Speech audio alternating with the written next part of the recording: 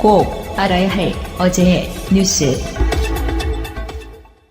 국민헌법자문특위의 개정헌법 자문안을 보고받은 문 대통령은 작심한 듯 왜 지금 개헌을 해야 하느냐는 문제에 답했습니다. 자문안의 핵심은 대통령 4년 연임제. 이 안대로 헌법이 개정된다면 대통령 선거와 지방선거 시기를 일치시킬 수 있다는 겁니다. 현행대로라면 차기 대통령 선거는 2022년 3월에 시행됩니다. 또 지방선거가 올해 6월 예정된 만큼 그 다음 지방선거는 2022년 6월에 치러집니다. 따라서 이번 지방선거에서 당선될 단체장들의 임기를 3개월만 단축할 경우 대선과 지방선거를 2022년 3월 동시에 치를 수 있다는 결론에 이릅니다. 그렇게 되면 총선은 2020년과 2024년 예정된 만큼 이후엔 2년 간격으로 총선과 대선, 지방선거를 치를 수 있게 됩니다. 대통령과 지방정부가 함께 출범하고 총선이 중간평가 역할을 하는 선거체제, 정치체제가 마련될 수 있다고 설명했습니다. 문 대통령은 현행대로라면 대통령 임기 중에 보통 3차례 전국선거를 치르게 돼 국력 낭비가 심각하다고 지적했습니다. 또 지금 개헌을 해야 자문안이 강조한 선거 비례성 강화의 원칙, 대선 결선 투표제 도입 등도 적용할 수 있다며 개헌의 당위성을 거듭 역설했습니다. 문 대통령은 그러면서 4년 연임으로 개헌한다 해도 자신은 연임이 불가한 만큼 개헌을 통해 얻을 정치적 이득이 없다고 강조했습니다. 실제 세월호 크기의 약 42분의 1인 모형입니다. 선박해양플랜트연구소는 세월호 참사 직후인 4년 전 이 모형을 이용해 항주 실험을 수행했습니다. 배의 상태에 따라 세월호가 어떻게 기울고 어떤 항적을 그리며 침몰하는지를 규명하는 실험이었습니다. 이 연구소의 실험 결과를 당시 검찰이 은폐했다는 SBS 보도에 따라 선체조사위원회는 실험한 자료를 확보하고 숨긴 이유를 규명하기 위해 현장 조사를 벌였습니다. 연구소 측은 세월호 상태에 대한 데이터 값이 변경돼 공개하지 않은 것이라고 해명한 것으로 알려졌습니다. 데이터 값의 변화라는 게 오차 범위 안에 있는 건지 또 오차 범위를 벗어난 건지 이런 부분들은 좀 더 분석을 해봐야 되는데 현재로서는 오차 범위 내에 있지 않을까 이렇게 추측을 하고 있고요. 선조위는 최근 네덜란드 연구소에서 진행한 비슷한 실험에서도 다양한 조건으로 실험했지만 세월호처럼 급회전한 항적이 나타나지 않은 점에 주목하고 있습니다. 선체조사위원회는 확보된 자료를 바탕으로 세월호 침몰 원인에 대해 새롭게 조사해야 한다는 입장을 밝혔습니다.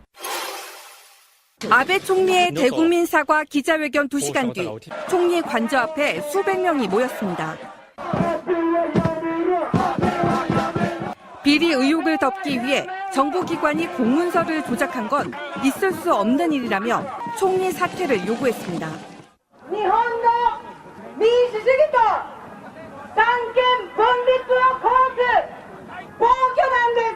도쿄 도심에서는 이틀째 항의 집회가 이어졌고 시민단체들은 정부의 문서 조작에 대한 고발장을 준비하고 있습니다. 민주당 등 6개 야당도 아베 총리 부인 아키에 여사를 국회 청문회에 세우기로 합의했습니다. 아키에さんの 国会承認喚問は絶対に避けて通るわけにはいきません. 내각 총사퇴 요구도 거세지는 가운데 정부 문서 조작에 관여한 의혹을 받고 있는 아소 부총리의 퇴진 찬성 여론은 이미 70%를 넘었습니다. 자민당 내에선 이시바 시게루 전 간사장이 아베 총리를 바짝 추격하며 차기 총리로 급부상하고 있습니다. 오는 9월 자민당 총재 선거에서 세 번째 연임을 노렸던 아베 총리.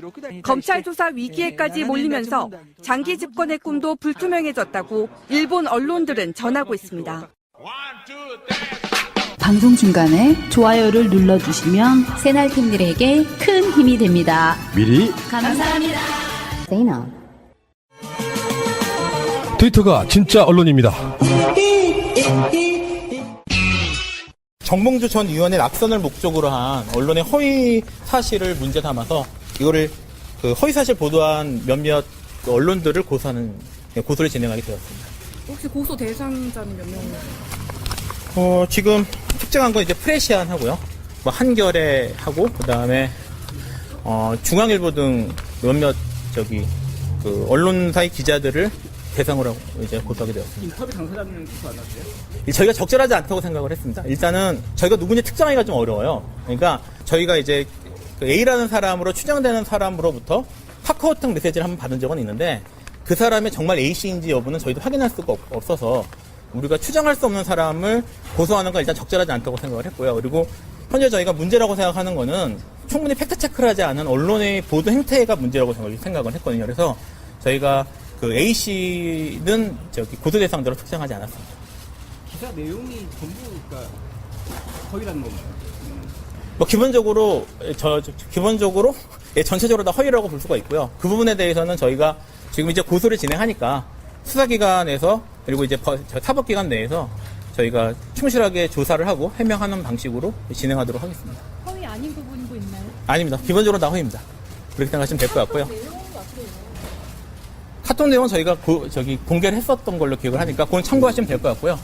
제출하시죠, 이제. 의원님께서 한 말씀 말씀해 주시죠. 기자회견이라고 하셨는데 고소인은 아니 우리 대리인이 다 말씀을 하셨기 때문에 저는 검찰로서 정확히 조사를 해주리라고 이렇게 기대를 하고 있습니다. 네, 감사합니다. 사실 의원님하고 정봉주 의원하고는 어쩌면 굉장히 불가분의 관계이잖아요. 우리 그 정봉주 의원 인터뷰할 때도 네. 최민희 의원 이야기를 꽤 했어요. 아, 네. 못 들으셨구나? 예. 서울시장 출사표를 사실 우리 방송에서 냈기 때문에 여러 가지 이야기를 했는데 한 2시간에 걸쳐가지고 네. 입장이 곤란하실 수도 있습니다. 어떤 얘기를 하시든 간에. 네. 그런데 중요한 문제라고 생각이 들어요. 어렵다는 건 알아요. 예를 들어 인권의 문제에 있어서 미투가 훼손되면 안 된다는 문제는 분명히 그 원칙적인 건 알지만 그게 전반적으로 다 미투에 관련된 이야기가 아닐 수도 있고 피해자들보다는 사실은 언론의 태도들 때문에 미투가 왜곡된다는 얘기를 오늘 나간 방송에서도 이야기를 했거든요. 네. 언론의 태도가 미투를 오히려 왜곡시키고 있는 거다. 네. 정봉주 의원 건은 지금 포탈을 완전히 덮고 있어요. 반박에 계속 이어지는 상태가 되면서 이 상황에서 의원님 생각을 좀 듣고 싶다 이런 이야기죠. 이게 여러 가지 사안이 중첩돼 있잖아요. 우선 첫째는 미투를 지지한다. 우리는. 그렇게 얘기했을 때 그때 미투는 무엇일까 생각해 보면 저는 권력에 의해서 직장이 있는 여성은 직업을 잃을까 봐 그리고 관계가 깨져서 다른 직장도 취직 못할까 봐 계속해서 성추행이나 혹은 성폭행을 참아야 되는 상태의 피해자들에게 빛을 열어주자. 전 이게 미투라고 생각해요. 그러니까 요거는 권력이 있는 자가 여성이든 남성이든 권력이 있는 자가 그 권력을 이용해서 그걸 이제 위력이라고 하겠죠. 권력을 배경으로 피해자에게 성적 학대 혹은 성적 관계를 요구하는 거잖아요. 요게 미투인 거거든요. 그렇게 봤을 때 저는 정봉주 의원 사건이 미투 시기에 벌어지긴 했는데 이게 미투냐. 이 부분은 조금 딱 떨어지지 않는 것 같아요. 왜냐하면 그 당시에 정봉주 의원이 감옥에 가기 전이잖아요. 이게 26일에 감옥에 가고 고전 한 일주일 정도 굉장히 바쁘게 다녔어요. 제가 모란공원에서도 만났고 수유리였던 것 같아요. 수유리에서 봤고 그리고 국회 최고위원회에서도 봤는데 되게 긴장된 상태였어요. 그러겠죠, 당연히. 예, 왜냐하면 억울하게 감옥 가는 거고 정권 바뀌어서 더 억울해진 상황이었거든요. 그래서 과연 그럼 그때 정봉주가 상대방의 직업적 가치를 훼손할 위치였냐? 그거는 좀 아니지 않나? 이런 생각을 합니다. 그렇다고 그러면 만약에 그 피해자가 얘기한 게 사실이라면 레스토랑의 룸에 불러서 성추행을 시도하려고 했다. 그런데 무산된 사건이잖아요. 이 사건이. 제가 사실인지 아닌지를 판단을 못 하겠어요. 지금 너무 공방이 지속되고 있기 때문에 사실이라면 그거 적절하지 않죠. 도덕적 비난 혹은 뭐 정치적 책임을 져야 하는 거죠. 그런데 지금 사실관계를 다투고 있잖아요. 그렇기 때문에 제3자가 뭐라고 하기가 굉장히 어려운데 여기는 또 맹점이 있어요. 이게 법적으로 따질 수 있는 사안은 하나밖에 없는 것 같은데요. 정봉주 의원이 명예훼손으로 언론사를 고발하는 거, 고소하는 거. 그거 외에 법적 책임을 질 일이 정봉주에게 없어 보여요. 제도로서의 민주주의가 흔들리고 불타는 일은 이제 없습니다. 민주주의가 밥이고 밥이 민주주의가 되어야 합니다.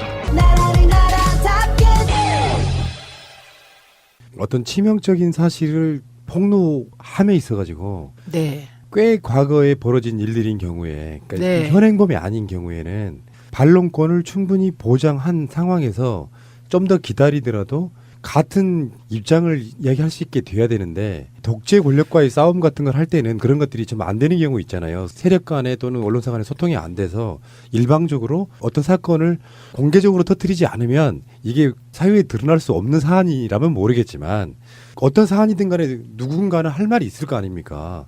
그 네. 사건을 충분히 한 다음에 하는데, 일방적으로 터뜨리고 보자식이 되면 어느 순간에 미투 운동에도 저해가 된다는 게, 공방이 돼서 한쪽의 여론이 야 니들이 보도한 것 중에 뭔가 팩트가 틀린 부분이 있고 시간도 틀리고 좀 이상하잖아 라고 대중이 인식하기 시작하면 차후에 나오는 미투들은 다 정치적으로 해석하게 되기 때문에, 이제부터는 이제 그런 공방에 안 휘말리려고 미투에 대해서 폭로하는 사람들이 줄어들면서 결국 미투가 위험해 돼버리는 거거든요. 그러니까 언론의 태도가 상당히 완벽하게 준비된 상태에서 그거를 터뜨림과 동시에 가해자로 지목된 사람의 반론권도 충분히 행사할 수 있을 만한 여건을 만들어 줘야만 이게 가능한데, 완고하게 미투를 정치적으로 이용해 먹을 세력들이 존재하는 한 정말로 미투 운동은 성공하기 어렵다는 게 제 생각까지 여기까지 온 거거든요. 여기서 정말로 잘해줘야 될 건 언론이었다. 언론은 지금 미투와 관련하여 일부 언론을 제외하고는 선정주의, 떼거리 저널리즘, 이짐의 보도를 하고 있죠. 그리고 지금 미투를 집중적으로 보도하면서 거대 담론들, 아주 중요한 일들이 하찮은 것처럼 되어버리고 있어요. 이거는 우리 언론이 갖고 있는 고질적 병폐가 이번에 미투 보도와 관련하여 뭐 고스란히 드러나고 있고요. 또 하나 중요한 건 미투에 대한 깊은 고뇌가 없어 보입니다, 언론이. 이 미투가 본질적으로 무엇을 하려고 하는가? 이거 유력 정치인들의 미투를 폭로하려고 미투 시작한 거 아니에요. 어느 나라도 그런 목적으로 하는 경우는 없는데, 우리는 공교롭게도 마치 정치인들 중심의 미투인 것처럼 지금 분위기가 그렇게 가면서 본래적 가치가 훼손되고 있다는 거에 동의하고요.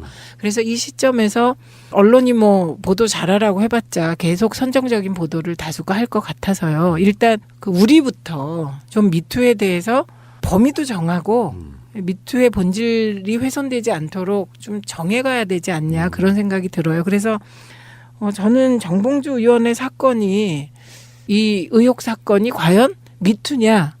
이건 너무 그 미투가 광범위해질 거다, 이렇게 생각하고 혼란이 올 거다, 이렇게 생각합니다. 오늘 오후에 정봉주 의원이 서울중앙지검에 해당 언론사를 고소했거든요. 네. 직접 가서 제출을 하더라고요. 근데 안타까운 부분이 그거예요. 확실히 세상이라는 게 어떤 여러 가지 본능들이 있거든요. 네. 저도 그랬으니까 이런 걸로 인해서 만약에 적폐청산이나 MB 수사라든지 남북관계들이 희석되는 문제가 오면 같이 판단을 하게 돼요, 본능적으로. 네.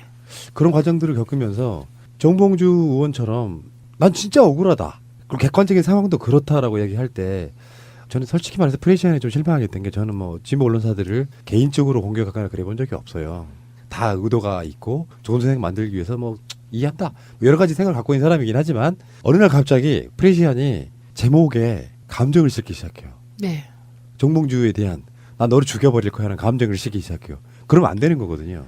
말하자면 해당 보도한 기자가 피해자의 친구라고 하면 다른 기자가 보도하는 게 맞거든요. 그건 상식적인 거잖아요. 네. 직접 당사자인 경우. 그러니까 오랜 시간 동안 이 사건에 대해서 어떤 고정관념이 만들어진 사람이 보도를 하면 그 자체가 오염된 거다, 제가 주장하는 게 그런 식이거든요. 그 드라마 마더에서도 이복 언니의 문제를 이복 동생이 다루어서 뭐 완전 털리는 그런 내용이 있더군요. 그러니까 그거는 이해관계나 뭐 친분관계가 있는 경우에 기사를 쓰는 건 신빙성이 떨어지죠. 예, 그건 뭐 기본인 것 같고요. 그 무엇보다 프레시안이 이번에 조금 급한 느낌? 왜냐하면 소위 성추행 미수 사건이거든요. 이거는 성추행 미수 사건이 터진 장소가 자꾸 바뀌었어요. 처음엔 호텔 룸이라 그랬다가 뭐 카페라 그랬다가 뭐 이렇게 바뀌었거든요. 그러다가 최종적으로 호텔에 있는 레스토랑의 룸이었다, 이렇게 장소가 바뀌었어요. 그런데 이 장소가 바뀐 것이, 우리는 프레시안 보도를 보고 아는 거잖아요. 그럼 프레시안이 잘못한 건지 당사자가 장소를 헷갈린 건지, 그게 중요해요. 왜냐하면 만약에 당사자가 헷갈린 거라면 저는 이번 그 성추행 미수 사건 폭로는 신뢰도가 확 떨어진다고 봅니다. 왜냐하면 성추행을 당하잖아요. 그게 어떤 것이든 수치심을 느끼면 시간은 모호할 수 있는데 장소는 또렷하게 기억나요. 아주 그러니까 내가 수치심을 느꼈다면 그게 모든 여성이 그럴 것 같거든요. 그래서 그 부분이 신경이 쓰이고요. 왜 그랬을까? 예, 이렇게. 아니면 이제 여성은 안 헷갈렸는데 만약에 프레시안이 호텔 룸이라고 썼다면 그거는 선정성을 의심해 볼 수밖에 없죠. 이게 호텔에 있는 레스토랑의 방하고 호텔의 룸은 하늘과 땅이에요. 당연하죠. 예, 그래서 왜 그런 중요한 성추행이나 성폭행에 있어서 장소는 되게 중요해요. 예, 그런 것을 오보를 내고 바꿨을까? 이거는 프레시안이 답해야 한다고 생각합니다. 그 뭐 어떤 분들은 이제 워낙에 그런 공작들을 많이 당해온 세월이 있어서 이것도 정치 공작이 가능성이 있다고 이야기하시는 분들 그거는 뭐 감정적으로 그렇게 느낄 수 있는데 저는 그렇게까지는 보진 않아요. 아직까지는. 그러니까 간단히 말하면 이게 대표적인 특정 욕심 황색 저널리즘의 입장에서 보면 유명한 정치인 서울시장 선거 출마 1시간 전 이 열개들이 결국은 의도성이 있다고 보는 거잖아요. 그 의도가 정치 공작인지는 밝힐 수도 없고 그거 뭐 특정 지을 수도 없어요. 그러나 그것이 굉장히 선정적인 접근이고 찰나적 특종 비슷하게 맞아요. 그 이야기 하는 거예요. 예, 요런 거는 이 비난은 피할 수가 없죠. 충분히 그 전에도 이야기할 것도 있었고 최소한 카톡으로 보면은 당신 성추행한 거 맞지? 인정하니? 뭔 개소리야? 보도할게. 이 느낌이거든요. 압축을 하면 그런 거지. 최소한 상대방이 그걸 기억할 수 있는 시간을 줘야 돼요. 근데 바로 직전에 그거를 통보하고 뭔 개소리야? 알았어 보도한다? 이렇게 해서 출마 1시간 전에 터뜨리는 방식은 일상적으로 언론의 자세가 아니라는 거예요. 그러니까 정봉주 의원이 분노한 것도 그 지점이거든요. 그 정권에 충분히 시간이 있었는데 완전히 처치려고 하는 의도밖에 안 보인다. 서울시장 출마 직전이야 가장 그 폭발성이 커지기 때문에 오히려 그걸 택했다고 생각하면 이거를 서울시장 출마 이용해 먹겠다는 기본적인 의도가 있었다고 보는 거죠. 아, 그거를 좀 다르게 표현해 보면 피해 당사자가 얘기를 했어요. 나를 성추행하려고 했던 사람이 그러니까. 서울시장에 출마한다고 해서 말이 안 된다 말하자면 그래서 폭로하게 됐다.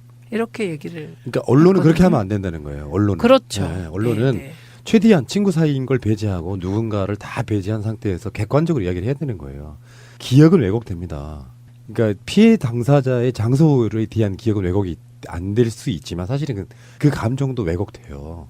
그러니까 이 미투 운동의 시작 중에 하나가 뭐였냐면은 피해 당사자는 또렷하게 기억한다는 논리하에 인정해준 부분이었거든요. 그게 맞는데 제가 이제 이게 미투냐 아니냐 이게 따져봐야 된다. 정치인이 성추문이 생기면 무조건 미투냐. 이거는 요새 분위기상 그거 다 미투다. 그래야 비켜가겠죠. 근데 꼭 그것만이 또 바른 태도는 아닌 것 같아요. 그러니까 조기숙 교수가 지금 뭐 동의도 받고 비난도 받고 있던데 익명 뒤에 숨어서 특정 목적이 있어 보이게 이례적인 성추행을 갖고 특정 정치인을 공격하는 게 미투냐 이런 문제 제기를 하고 나섰어요. 그거 뭐 찬반이 있을 수 있지만 저는 그 문제 제기는 할 만한 사안이라고 생각을 하는 쪽인 거죠. 그래서 제가 왜 장소는 기억이 난다 이렇게 생각을 하냐면요.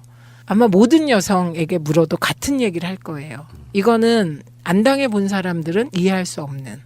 그러니까 시간은 헷갈릴 수 있어요. 왜냐하면 뭐 30년 지나고 20년 지나고 10년 지나면 시간은 뭐 그게 2시였는지 2시 반이었는지 헷갈릴 수 있는데 그 장소에 대한 기억과 그 분위기와 상대방의 어떤 태도는 정확히 기억이 나는 일이다. 그러니까 제 말의 요지는 그러니까 언론은 그 피해자가 장소를 정확히 기억하든 못하든 상관없이 언론은 그거를 팩트화 시켜주는 역할을 해야 된다고요. 팩트화 할 수 없는 일을 신중하지 못하게 보도한 거예요. 그 이야기 하는 거고. 네. 그렇다 보니까 이런 종류의 이야기는 그냥 미투 터뜨리면 정치인 날라가네 요 관점으로 볼 게 아니라 그것이 주는 사회적 영향 그리고 가해자로 지목된 사람이 실제로 어떤 반성한다든지 인정한다든지 하는 부분까지도 그게 서두르는 게 아닌데 네. 그거를 계속해서 특종 개념으로 저는 그게 프레시안이 처음으로 네. 이렇게 좀 뭐랄까 좀 아쉽다고 하는 부분이 그런 거예요. 이런 논란들을 만드는 것 자체가 결론적으로 미투 운동이 훼손돼 버리는 거거든요. 네. 언론의 잘못이다. 저는 그렇게 보는 거거든요. 팩트가 딱 맞아떨어지게 뭔가 완벽하게 준비를 하면 정봉주 의원이 아무리 실드를 쳐도 정봉주 의원보다는 프레시안의 편을 드는 사람이 많았을 거예요. 그렇죠. 네. 그러니까 결국에는 특정 욕심이 미투를 훼손시키는 데 일조하고 있다는 건 저는 확고한 생각입니다. 근데 지금 계속 얘기가 나오는 게 그날 나는 꼼수다 출연진과 마지막 녹음이 있었고 그게 오후 1시에서 2시였고 뭐 이런 얘기가 나오잖아요. 근데 이거는 김용민 PD의 경우도 그날 그럴 시간이 없었을 거다 이렇게 기억을 하고 있더군요. 그러니까 지금 분위기는 프레시안이 좀 사실 확인을 꼼꼼하게 하지 않은 상태에서 급하게 보도한 게 아니냐. 이런 문제 제기들이 나오고 있습니다. 근데 지금 공방이 되고 있잖아요. 그리고 공방이 서스펜스 드라마 같아요. 그러니까 그게 세상 사람들은요, 이제 정봉주 편 뭐 그런 네. 관점이 아니고 네. 상식선에서 이야기하는 거거든요. 네. 이러이러한데 뭐 어디 병원에서 어디까지 그 거리를 10분 만에 왔다고 이런 식의 상식적인 이야기를 하고 있는 거거든요. 근데 네. 그 문제를 제기한 당사자가 또 정봉주 의원 측과 안 좋게 헤어진 카페지기였다는 어떤 관계적 관계들이 네. 의도성이 있는 게 아니냐라고 의심하는 건 당연한 거예요. 그러니까 직접 이해 당사자인 사람들이 기자를 하거나 증언자로 나서는 거는 사실 이 자체를 오염시키는 데 있어서는 굉장히 중요한 역할을 하고 있는 겁니다. 그렇죠. 근데 일반적으로 수행실장 수행하고 다니는 사람들은 정봉주 의원 측근이라고 생각을 하잖아요. 그러니까 프레시안에서도 측근이 정봉주 의원에게 불리한 증언을 하는 거잖아요. 그러니까 그거를 이제 인터뷰를 다뤘겠죠. 그러니까 그 사람의 뭐 카페지기를 하면서 뭐 했다는 여러 가지 것 때문에 오히려 공동 카페지기를 만들고 하는 그 과정들을 보면 정상적으로 좋은 감정일 수 없는 대상이 내가 악의적으로 또는 뭐 부풀려 가지고 뭔가를 증언하겠는데 그게 효력이 있겠느냐는 거예요. 그렇죠. 그런데 프레시안이 그 경우도 이 사람이 왜 이런 불리한 증언을 하지? 라는 의심을 언론은 한 번은 해야 되는 거죠. 예. 그런데 그냥 그 의심 없이 취재 없이 일단 프레시안에 유리한 증언을 하니까 인터뷰를 내보냈고 그거에 대해서 또 반박하고 있잖아요. 미권스도 반박하고 정봉주 의원도 반박하고 이러고 있으니까 지금 이제 미투 피로감에 대해서 일부가 얘기를 하게 됐는데 사실 정확히 얘기하면 서검사의 폭로로 검사의 성추행 사건이 터진 이후에 미투 자체는 피로감을 가질 필요가 없게 잘 진행이 되어 왔는데요. 이게 특정 정치인들로 옮겨가면서 미투 피로감이 생기고 있는 상황 같습니다. 알겠습니다. 민병두 의원 사퇴 이 건에 대해서 민병두 의원은 사퇴서를 제출하고 네. 민주당은 말리는 형편이고 아직 네. 수리가 됐다는 이야기는 없어요. 네. 이게 의원직 사퇴라는 게 절차라는 게 있다면서요. 단지 국회의장이 수리하면 하면 되는 게 아니더만요. 국회가 열려 있지 않은 상태에서는 국회의장이 수리하면 되고요. 국회가 열려 있는 상태에서는 이제 국회에서 의결해야 되죠. 근데 국회에서 의원직 제명이 의결된 경우가 있나요? 과거 빼고는? 민병두 의원이 어떤 분이세요? 저도 얼마 전에 인터뷰를 해봤기 때문에 직접 대화는 해봤는데 한켠에서는 너무 결벽증이다. 그러니까 공인으로서 당을 생각하지 않는 입장이다. 이렇게 이야기하는 분들이 있습니다. 저는 잘 알죠. 민병두 의원도 잘 알고 민병두 의원의 아내가 우리 79학번 동기예요. 아, 그러세요? 네, 그리고 같이 이제 학생 운동을 했기 때문에 그냥 아주 잘 아는 거죠. 네, 그리고 그 과거도 다 알죠. 학교 다닐 때 CA 중앙위원 했고 둘이 굉장히 근본주의적인 고민을 하는 스타일이고요. 그리고 국회 들어와서도 기자를 했잖아요. 문화일보가 괜찮았을 때가 있어요. 초기에 해직 기자 선배가 거기에 편집국장 할 때가 있었거든요. 그때 들어가서 이제 문화일보 하면서 나름 기자적 감각도 키웠고 세상 보는 시각도 근본주의적인 시각과 기자적 감각이 있다 보니 정치권에 들어오자마자 전략기획위원장 이런 거 하고 그랬거든요. 그런데 이 분이 그러니까 굉장히 그 명예를 소중히 하는 거예요. 우리가 다 그렇죠. 예. 왜냐하면 진보는 본래 잘난 맛에 사는 거잖아요. 내 잘난 맛에. 내가 대의에 충실하다 이런 맛에. 그리고 CA를 했던 분들은 더 그럴 것 같아요. 예. 그래서 이번에도 그 성향이 그대로 드러난 거죠. 그러니까 민병두 의원은 2번 충격을 줬어요. 첫 번째는 민병두라는 사람이 이런 식의 이상한 일에 요만큼이라도 연루될 거라고 생각한 사람이 한 명도 없어요. 아, 원래 그렇게 받아들여지는 분이에요? 네. 그리고 뭐 밥도 비싼 거 먹는 걸 본 적이 없어. 그리고 술도 뭐 많이 먹는 걸 본 적이 없어. 언제 먹는지를 모르겠고요. 그리고 늘 이렇게 생각하고 일하고 피곤하면 자고 있어요. 방에 가면. 뭐 그런 스타일이에요. 그래서 첫 번째로 놀랐고요. 그다음에 두 번째는 이런 일로 의원직 사퇴를 해서 또 놀랐어요. 그러니까. 이 건은 51세의 그 여인이 그날 노래방에서 노래를 부르고 뭐 브루스를 추고 뭐 그 여인이 주장하는 일이 있었는지 없었는지는 우리가 판단할 길이 없고, 그리고 노래방 비용을 계산하고 나갔다는 거잖아요. 그리고 10년 후에. 그러고 나서 61세가 된 10년 후에 이런 폭로를 한 거잖아요. 이게 미투 운동의 대상이 돼요? 저는 이건 미투가 아니라고 생각합니다. 왜냐하면 아까 제가 계속 말씀드리지만 그날 그 여성의 말을 다 믿고 민병두 의원이 브루스를 추자고 했을 때 브루스를 춘 거잖아요. 브루스 추지 않겠다고 거절할 수 있는 관계예요. 그 관계는.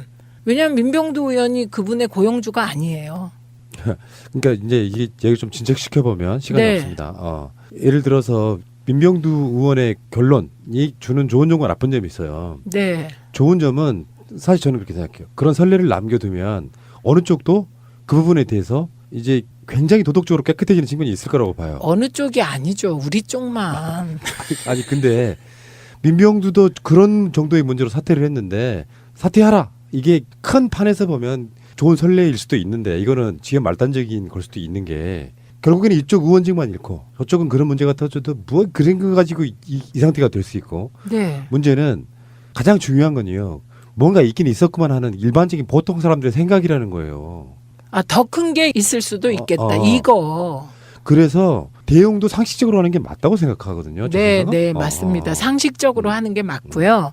그래서 이 부분은 그 학생 운동을 했던 분들 중에 그 후로도 그 정신을 잃지 않고 자기를 잘 관리해온 분의 결벽증적 의원직 사퇴예요. 예. 그런데요, 이걸 누가 제일 칭찬하게요? 부인? 자유한국당 쪽에서 나온 그래요? 패널들이 칭찬합니다. 멋지다고. 참. 자, 그러면서 이제 뭐 더불어민주당은 현재 박수현 전 청와대 대변인의 출마 뭐 이런 논란도 좀 있고 결국에는 전체적으로 봤을 때 미투 운동 시기에 터진 일종의 개인의 프라이버시 문제들이 자꾸 확전이 되면서 진짜 중요한 이슈들은 잊혀져 가는 부분이 있어요. 의도했건 안 했건 간에 결과론적으로는 그렇다.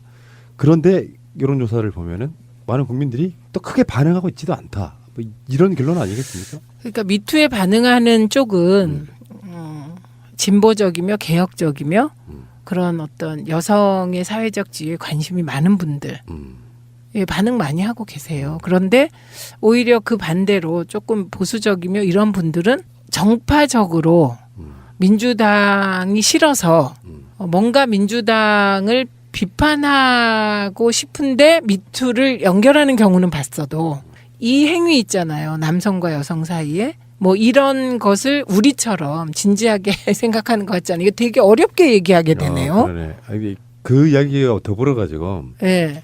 그냥 익명 비슷하게 한번 두루뭉술하게 이야기 한번 해볼게요. 네. 어떤 출마자는 출마를 하겠다고 하고 당의 지도부는 하지 말라고 하고 근데 이제 제가 항상 주장하는 것 중에 하나가 주류 마인드와 비주류 마인드는 달라요 분명히. 네. 그러니까 주류 쪽에서는 분명히 말할 수 없지만 나가지 말아야 되는 이유가 있는 거예요. 근데 주류가 아닌 쪽의 입장에서는 주류로부터 내가 탄압받고 있고 억압받고 있다는 약간 그런 코스프레가 좀 있어야 됐던 그런 부분도 있단 말이죠. 그러면서 그 비주류의 주장이 국민들한테 설득을 얻기 시작하면 주류 입장에서는 말을 할 수는 없는 상황에 뭔가 굉장히 나쁜 쪽으로 인식이 되기 시작해서 결국에는 한 팀인데 나중에는 기득권과 뭔가 말도 안 되는 비민주적 운영을 하는 집단의 지도부로 인식이 되면 결국은 전체를 같이 지지하는 지지자들 입장에서는 또 감정의 선이 그어진단 말이에요. 예, 구체적으로 말씀드리면 지금 정봉주 의원이 15일 날 이제 복당 심사가 있습니다. 그럼 이 복당 심사를 지도부가 어떻게든 결론을 내겠죠. 그것도 입장이 갈릴 거예요. 지금 진실 공방 중이기 때문에 복당을 허해야 한다는 입장이 있고 진실 공방 중이기 때문에 이거는 진실 공방이 어느 정도 가닥이 잡혀야 복당을 해야 된다는 입장으로 갈려요. 그러면 지금 지도부가 선택하는 건 지도부가 지방선거 결과로 책임지는 거예요. 저는 그렇게 봐야지 이 선택을 놓고 지도부를 비판하거나 비난하는 게 오히려 우리의 분열을 초래할 수 있다는 생각이 듭니다. 이 부분은. 그다음에 박수현 전 의원 같은 경우도 거기도 지금 그 사건도 반전의 반전을 거듭하고 있어요. 그리고 그 사무국장이라는 분도 뭐 심지어 둘이 통화를 해서 화해를 하는 줄 알았는데 그 결과가 TV조선에 또 보도되면서 회유한 것처럼 보도가 돼요. 그러면 또 박수현 후보 쪽에서 이거를 반박을 합니다. 그러니까 이게 반전의 반전을 거듭하고 있다. 되게 복잡하다는 거예요. 그러면 지도부 입장에서 또 판단을 하는 거잖아요. 어렵다. 예, 어려운 일입니다. 어려워요. 그런데 저는 가장 경계하는 거는 지금 추미애 대표와 지도부는 특히 추미애 대표는 우리가 선택한 대표잖아요. 이 시점에 당의 안정과 지방선거 승리를 위하여 가장 고민하는 사람이 추미애 대표 아니에요? 그런데 저는 언론 보도가 지금 박수현 의원이 이러이러한 상황이니까 충분히 이거는 법적으로도 소송할 만한 사안이니 소송을 하고 선거가 이번만 있는 게 아니니까 자진 사퇴를 해라. 이런 걸 최고위원회에서 결의할 수 있다고 생각해요. 그걸 반대하는 당원도 있고 찬성하는 당원도 있어요. 그런데 반대하는 당원이 추미애 대표에 대해서 막 비난하는 메시지를 보내고 이 부분은 저는 이거는 좀 걱정이 많이 됩니다. 그러니까 집권 1년 다 돼 가면서 생기는 일종의 어떤 과거스러운 관행은 계속되고 있는 거예요. 그래서 결국은 선거를 기점으로 해가지고 또 지지자들이 갈리고 당이 갈리고 하는 그게 사실은 민주당이 얼마큼 탄탄하게 지금 잘 준비가 됐느냐에 대한 시험대일 수도 있습니다. 이번 지방선거를 기점으로 해가지고. 네, 그래서 지금 이 상황은 박수현 의원식으로 그냥 세게 맞서 싸워서 지금 이 스캔들을 없는 그래서 결백을 증명하는 선거로 만들겠다는 거로 비춰지거든요. 그게 뭐 나름 의미도 있다고 생각을 하고 박수현 의원을 믿어야죠. 그리고 믿고 싶고 그게 결백이길 바라요. 같이 19대 국회도 했고. 그런데 이 결백을 증명하는 과정이 지방선거의 본질을 흐릴 수 있다는 점도 또 인정이 되잖아요. 그래서 지도부가 어떤 쪽을 결정할지는 저는 딱 하나 믿는 게 있어요. 우리가 가진 정보보다 지도부는 훨씬 더 많은 정보를 가지고 있을 거라는 생각을 합니다. 그래서 그 정보를 가지고 판단하면 일단 선거 앞둔 시기니까 일단 뭐 지도부의 결정을 수용하고 따르고 그리고 지도부는 지방선거 결과로 책임지게 되는 거잖아요. 예. 자, 이제부터가 시험대다 말씀드리고 싶고요. 네. 이런 거 있어요. 내가 의원님을 바라볼 때, 이주영 네. 실장님을 바라볼 때 믿고 보는 것과 안 믿고 보는 것은 천지 차이예요. 네. 이제 이런 경우 있거든요. 대통령은 잘하는데 당은 못해. 당만 막 패. 이것도 저는 좋은 관점은 아니라고 보고, 그러니까 한 팀으로 봐야 된다는 거지. 당연하죠. 네, 쌍두마차. 한 팀으로 보지 않으면 나중에는 결론적으로 또 그것 때문에 어떤 불신의 씨앗 같은 게 또 만들어지면서 또 분열의 씨앗도 된다. 이거 생각해 보세요. 지금 민주당이 잘하고 있다는 반증이 뭐냐면 참여정부 때 생각해 보세요. 대통령이 열심히 하면 당이 그때 한 게 존재감을 드러내는 거였거든요. 그래서 그때 대표적인 게 계급장 띄고 토론하자. 저는 그 말이 멋있는 순간이 있겠지만 대통령을 향하여 여당이 할 말은 아닌 것 같아요. 예, 그러니까 그때는 뭔가 당과 당청이 막 굉장히 시끄러운 느낌이었잖아요. 그 섣부른 민주주의죠, 뭐. 그렇죠. 근데 지금은 이렇게 당과 청이요. 잡음 없이 많은 문제를 해결한 때가 있었나요? 그러니까요. 예. 자, 선거가 이제 확실하게 더 탄탄한 기회가 될 수도 있고 어쩌면 그 어떤 분기점이 될 수도 있다는 말씀드리고요.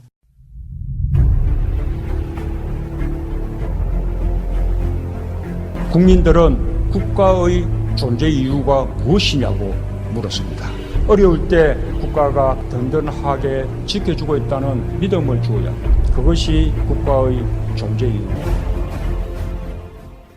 자, 오늘 문재인 대통령이 무슨 이야기를 했냐면은 2022년에 대선과 지방선거를 동시에 하자 이 제안을 했어요. 물론 이것은 개헌을 전제로 한 이야기예요.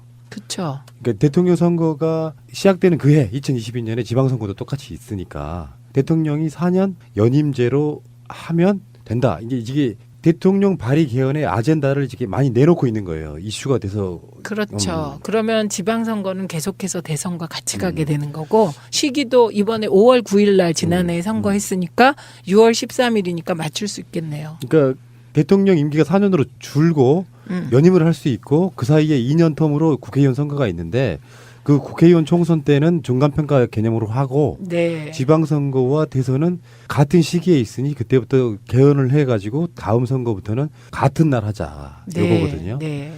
아젠다는 굉장히 좋은데요. 왜냐하면 좋은 이게, 아젠다고 그렇게 가는 것이 순리죠. 네, 이 5년 단임제가 왜 나왔는지 우리가 다 알고 있잖아요. 군부에서 의사민주주의로 넘어오는 과정에서 강력한 독재적 대통령의 권한을 축소시키는 과정에서 5년이 나온 거잖아요. 그래서 이게 5년 단임이 나온 배경이 그런 거기 때문에 이제는 87년 체제에서 벗어나는 과정인데 뭐 저는 4년 중임 이게 국민들이 가장 좋아하는 것 같은데요. 그러니까요. 네. 그러니까 지금 현재 어떤 상황으로만 보면 개헌을 해야 돼요. 내용을 네. 떠나가지고 네. 개헌 자체가 뭔가 국민의 뜻을 많이 담지 않은 상태로 87년 30여 년 전에 그 상태인 심지어 오탈자가 수십 개가 있는 네. 그 개헌을 해야 되는 상황에서 대의 명분이 다 있잖아요. 네. 자유한국당이 선거에 불리하다는 이유만으로 안 할 수는 없는 거고 국회가 지지부진하니까 지금 현재는 대통령이 우리가 개헌할게 니들이 그렇게 못하면 내가 한다 이렇게 된 거고 네. 이 상태에서 지금 그게 아젠다가 잘 안 되는 측면이 있어요. 원이슈의 나라 아닙니까? 미투 네, 원이슈. 네, 네. 오늘 대통령이 그 국민헌법 자문특위 의원들하고 오찬하면서 낸 안이기도 하고 실제로 그게 아마 그 기존에 지금 준비하고 있는 안이 담겨져 있을 거예요. 거기 부위원장께서 네. 우리 방송에 여러 차례 나오신 적이 있는 하승수 변호사인데 아, 예. 내부적으로 이야기를 들어보면은 일종의 탈원전 것처럼 국민들한테 의견을 직접 묻는 방식으로 좀 가고 있거든요. 네. 근데 사실 어느 날 갑자기 백지인 상태에서 우리 개헌할래 이게 아니에요. 굉장히 오랜 시간 동안 많은 사람들이 헌법에 담아야 될 가치들이 총 취합되는 과정이라서 네. 지금 이제 일정상으로 보면은 3월 15일 정도까지는 국회에 지금 이게 제출이 돼야 되는 상황이고 네. 사실은 이게 식사를 한 게 중간에 노고를 취한다 이런 것보다 지금까지 수고했다 이런 의미가 좀 더 강해요. 네. 그 오찬이. 네. 그래서 지금 이런 아젠다로 가서 이슈가 돼야 돼요. 일단 기본적으로는. 네. 이슈가 돼서 개헌은 필연적으로 해야 되는 이유. 물론 이제 이슈가 되는 이유 중에 뭐 권력 구조 개편에 대한 이슈가 가장 많겠지만 사실상 부족한 부분들은 다 보강해야 되거든요. 네, 이 내용보다 지금 보면 21일 날 대통령께서 발의한다는 거 아닙니까? 발의를 하게 되면 60일 이내에 국회가 의결해야 돼요.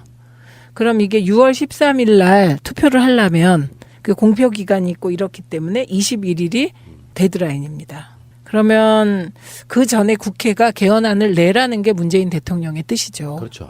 그리고 이 개헌은요, 논의를 그동안에 너무나 많이 해왔기 때문에 이거 마음 먹고 협의해 가기 시작하면 짧은 시간 안에 합의안도 도출할 수 있습니다. 근데 합의를 안 해주고 싶은 거죠, 지금. 그렇지. 네. 87 때도요 굉장히 빨리 만들어졌다고 하더라고요. 네. 일정표상으로 보면은 개헌하고 나서 직선제로 대통령 선거한 거 아니에요. 6월 달에 6월 29일 유기개 선언이 있었고 네. 대통령 선거가 그게 12월에 있었으니까 맞습니다. 예, 그 상태에서 지금 이렇게 계속 가고 있는 건데 바뀌긴 바뀌어야죠. 왜냐하면 이게 헌법이 바뀐다고 생활의 삶이 바뀔까 하는데 헌법 자체가 바뀌어야만 생활의 삶이 바뀌어요. 당연하죠. 헌법이 바뀌어서 대통령 직선제 된 거예요.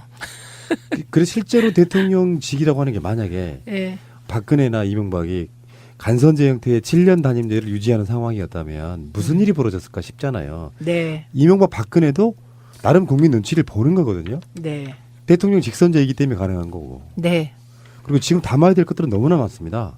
30년이 지나서 지금 그때 당시에 어떤 큰 가치가 없었던 부분들은 담아져 있지 않아 가지고 이게 이런 식으로 또 마치 미투 운동을 훼손하듯이 촛불이 없었더라도 사실 개헌해야 되는 시점인데 자유한국당은 지금 여기에 정파적으로 접근하고 있는 것이죠. 네, 네. 그 정파적이라는 것도 되게 완전 표 계산이고 투표율 계산인데 이 세상에 어느 정당이 투표율을 올리는 쪽으로 안 하고 투표율 떨어지는 걸 좋아하는 정당은 없을 것 같은데. 예. 또 재밌는 것도 하나 있어요. 4년 연임제하고 아까 문 대통령의 아이디어, 네. 지방선거랑 대선이랑 그건 같이 하자. 그럼 필연적으로 아마 개헌 네. 안에 포함되어 있었을 거라고 보고 어차피 4년 뭐 중인 연임제 이런 거. 근데 수도 조항을 명시한다고 해요. 이번에는. 네. 그런 관습 헌법의 모호함에서 벗어나겠군요. 이제. 수도가 생각해보면 그것도 웃기긴 해. 수도가 헌법에 포함된다 안 된다는 사실은 굉장히 오랜 시간 동안 관습인 건 맞잖아요. 네. 굳이 헌법에다가 수도는 어디라고 명시하는 것도 웃긴데 네. 지금 현재 이렇게 명시하는 이유가 사실은 그 우리 역사적인 부분에 있어갖고 명시라도 하는 게 나중에는 좋은 일이겠다 하는 그런 부분 같아요. 그렇죠. 그게 행정수도 이전이 국가적으로 필요한데 이게 그 관습 헌법을 내세워서 행정수도 이전을 막은 거잖아요. 그래서 노무현 대통령의 공약사항이 세종시로 축소됐잖아요. 그렇기 때문에 저는 지금의 수도가 뭐 굉장히 딱딱하게 수도 개념을 정의하는 게 아니라요. 예, 수도 개념을 좀 유연하게 하는 방향으로 논의가 이루어지지 않을까 싶습니다. 예. 관습법적으로 대한민국의 수도는 서울이라는 그 관습 헌법이 효력을 잃게 되는 그런 거고요.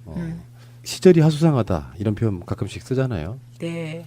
근데 이게 사람은 적응의 동물이라는 게 어떤 빅 이슈나 폭탄급 뉴스가 나와도 결국은 적응이 되고요. 그 적응하는 과정 속에 역사는 발전하더라. 아 그리고요. 미투와 관한 정치인들의 어쨌든 뭐 문제가 지금 계속 터지고 있잖아요. 그게 미투인 듯 아닌 듯 막 섞여가지고 지금 혼란스러워요. 그런데 이것이 막 지지율 추락이다 이렇게 이어지지 않는 것은 국민들께서는 가장 관심 있는 게 먹고사니즘 같아요. 뭐 그런 것도 있을 거고 이런 거 있잖아요. 제가 그런 분석도 여러 가지 분석 중에 하나 해봤는데 내가 이렇게 해서 결국에는 문재인 대통령 지지를 처리하면 민주당 지지를 처리하면 누가 좋은데 이런 생각도 하시는 분들이 있는 것 같아요. 네, 그것도 있을 테고 저희는 사실은 미투가 굉장히 중요하게 느껴지고 저희들은 그런데 제 또래의 다른 어머니들과 얘기해 보면 저보고 너무 미투를 너무 크게 평가한다면 저를 좀 그러는 분위기 때문에 제가 당황스러울 때가 많거든요. 그러나 역시 미투가 본질적으로 피해자를 보호하기 위한 운동으로 그래서 결국은 가해자까지 성찰과 참회로 이끌고 그래서 평등한 문화로 나가자는 거기 때문에 이 또한 추구해야 될 중요한 가치라 조금 힘들고 혼란스럽더라도 본질을 놓치지 않고 쭉 가보는 게 지금 해야 할 일 같습니다. 그러니까요. 그리고 문재인 대통령께서 워낙 이 혼란스러움 속에서도 할 일을 착착 챙겨서 잘하고 계시기 때문에 좀은 안심하셔도 될 것 같습니다. 그러니까요. 서훈 국정원장이 일본에 갔는데 아베가 왜 그 의자 높이로 저도 차별하잖아요. 그거 봤어요. 홍준표 대표 때 그게 아니라 똑같은 꽃무늬 의자에 앉아 있더라고요. 그거는 뭐냐면은 상대방이 강한 상황일 때는 철저하게 강자의 약한 모습 보여주는 거거든요. 그래서 결국에 제가 드리고 싶은 말씀은 실력을 키우면 네. 그런 자들은 결국 굴복하게 돼 있다. 지금 현재 민주 진보 개혁 세력이라고 하는 게 실력을 사실상 키워가는 과정이다. 이렇게 말씀드리고 싶어요. 네, 그리고 문재인 외교로 대한민국이 외교 강국 이렇게 되어가고 있는 것 같은데요. 외교 강국. 우리는 문재인 보유국입니다. 그렇죠. 자, 그래서 경기도는 누구 보유도, 어디는 누구 보유시 뭐 이렇게 가고 있습니다. 알겠습니다. 자, 좋은 말씀 감사하고요. 민주당의 대표적인 논객 최민희 의원과 함께하는 시간이 굉장히 행복합니다. 그분 다음 주에 뵙겠습니다. 고맙습니다. 두 번째 약초가 말씀드리겠습니다. 고정관념에 대한 주제를 받고 한 일주일 내내 생각을 해봤어요. 나한테는 고정관념이라는 게 과연 어떤 항목이, 그러니까 어떤 내용의 고정관념이 있을까. 그러니까 생각을 깨지 못하는 거 있죠. 바꾸려고 해도 잘 안 바뀌는 그런 부분이 분명히 있을 텐데 그게 뭘까 고민을 많이 해봤거든요. 근데 이 고민을 하면서 바꿔야 될 거는 바꿔야 되겠다라고 생각을 한 이유가 뭐냐면 이제 이런 공식을 사람들이 좀 쓰는 경우가 있더라고요. 어떤 일이나 이벤트라고 하죠, 뭐 영어로. 그냥 그런 게 있을 때 내가 거기에 대한 반응을 하게 되잖아요. 네. 아니면 생각을 하든지. 그런데 어떤 일이 생겼는데 내가 예를 들어서 가라는 반응을 했다. 그래서 결과가 나가 나왔는데 다음에 다라는 반응을 하면 나라는 결과가 나오는 게 아니라 또 다른 결과가 나올 수 있잖아요. 근데 쉽게 설명해 준다고 하신 것 같은데 더 어려워진 것 같은데요. 영어로 해야 되나? 그러니까 1번 반응을 했는데 2번 결과가 나왔어. 예. 그 다음에는 3번 행동을 하면 4번 결과가 나오면 우리가 예측 못한다 뭐 이런 거요? 그게 아니고 그렇게 되면은 결과를 바꿔나갈 수가 있는데 이게 고정관념에 쌓여버리면 언제나 똑같은 반응을 할 수밖에 없다는 거죠. 그러면서 왜 똑같은 결과가 나오지? 자기도 모르는 거예요. 그게 고정관념 때문에 그렇게 나왔는데 그러니까 어떤 일을 당했는데 뭐 예를 들어 사기를 당했어요. 근데 그 이유가 그 사람을 잘 믿었어. 그래서 결과가 사기를 당한 결과가 나왔는데 그러면 이제 좀 깨닫고 이 사람을 믿어야 될지 말아야 될지 믿어도 되는지 안 될지를 생각을 많이 해본 다음에 반응을 좀 다르게 하면 사기를 안 당할 결과가 나올 수 있는데 똑같이 넙죽 믿어버린다는 거죠.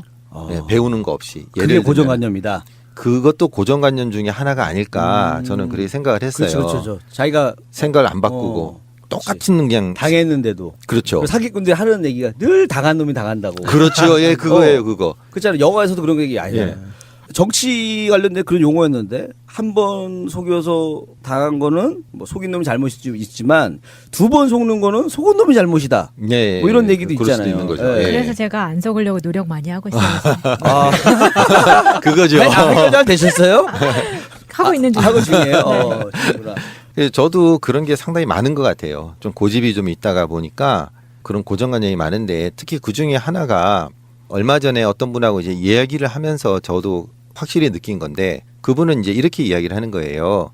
돈을 버는 게 쉬울 수도 있다 이렇게 얘기를 하는 거예요. 그러니까 저는 이때까지 뭐 사업을 하거나 이렇게 뭘 벌려가지고 돈을 버는 일을 안 해봤기 때문에 거기에 대한 좀 두려움도 있고 투자를 한다든지 뛰어든다든지 이게 잘 안 되거든요. 네. 근데 이제는 그런 것도 좀 생각을 해볼 필요가 있다. 그리고 그럴 때도 됐다 생각을 하는데도 이게 안 움직이는 거예요. 안 움직이겠지. 저도 그래요. 예. 그래서 그분이 저한테 뭐 이런 경우는 뭘 좀 사가지고 좀 놔두면은 나중에 이거 차익도 얻을 수 있고 투자도 하면 된다 이렇게 하는데 저는 그 말 듣자마자 내가 지금 가진 게 없는데 이렇게 얘기를 했거든요. 사실 이제 마이너스 상태니까 그렇게 얘기를 했는데 그분이 그러는 거예요. 그 생각이 좀 잘못된 것 같다 그런 거예요 저한테. 그렇게 해도 어쨌든 좀 찾고 그러니까 아예 안 된다라고 생각하지 말고 뭐 찾아본다든지 정 안 되면 대출을 받는다든지 이런 식으로 생각을 할 수 있는데 왜 처음부터 내가 가진 게 없으니까 안 된다라고 미리 단정을 짓고 들어가느냐라고 얘기를 하더라고요.